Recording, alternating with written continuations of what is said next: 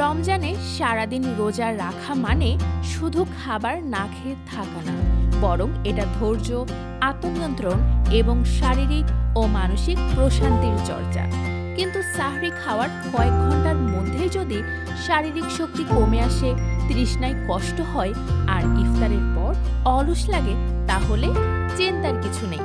কিছু নিয়ম মেনে চললে পুরো রমজানে আপনি থাকতে পারবেন প্রাণবন্ত ও ক্লান্তিহীন। চলুন দেখে নিই কিভাবে। 3 ধাপে সাহরি করুন। সাহরিতে কি খাচ্ছেন তা নির্ধারণ করে রোজায় আপনি কতটা ক্লান্ত, তৃষ্ণার্ত বা ক্ষুধার্ত বোধ করবেন। সাহরিতে এমন সব খাবার রাখুন যেগুলোতে 70% পানি থাকে। পুষ্টি বিশেষজ্ঞদের পরামর্শ মতে 3 ধাপে সাহরি করুন এবং প্রত্যেক ধাপের আগে 5 মিনিট বিরতি নিন। শুরুটাই করুন সালাদ দিয়ে, যেমন শসা, লেটুস পাতা, টমেটো। এতে পানি বেশি থাকায় আপনি থাকবেন হাইড্রেটেড। দ্বিতীয় ধাপে পানিযুক্ত ফল খান, যেমন তরমুজ, কমলা কিংবা ফলের জুস। শেষ ধাপেও প্রচুর পানি পান করুন। চা, কফি পান করা থেকে বিরত থাকুন। ইফতারেও 3 ধাপে খাবার খান।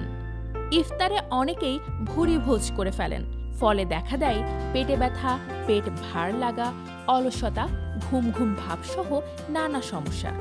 এজন্য ইফতারের প্রথমে 1 গ্লাস পানি আর খেজুর খান, শক্তি ফিরে আসবে দ্রুত। এরপর কিছু হালকা খাবার, যেমন ফল, জুস বা সালাদ। শেষ ধাপে ভাত, খিচুড়ি, রুটি, ডাল কিংবা সালাদ খেতে পারেন, তবে একেবারে বেশি না। এছাড়া শুধু ইফতারে বা সাহরিতে একটু পানি পান করলেই হবে না।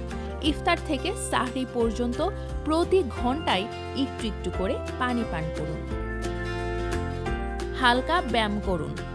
অনেকেই মনে করেন শরীরের ক্যালোরি কমাতে তারাবির নামাজ ব্যায়ামের মতো কাজ করে, কিন্তু তা ঠিক না। এজন্য হালকা ব্যায়াম করুন। সেহরি বা ইফতারের অন্তত 3 ঘন্টা পর ব্যায়াম শুরু করুন। প্রথমে হালকা ব্যায়াম করুন, এরপর আস্তে আস্তে ভারী ব্যায়াম করতে পারেন। কোমল পানীয় এবং যে কোনো রকম মিষ্টি পানীয় থেকে দূরে থাকুন। এর বদলে গ্রিন টি এবং অন্যান্য ভেষজ পানীয় পান করতে পারেন। তো আর দেরি কেন? নিয়মগুলো মেনে চলুন আর সারাদিন প্রাণবন্ত থাকুন।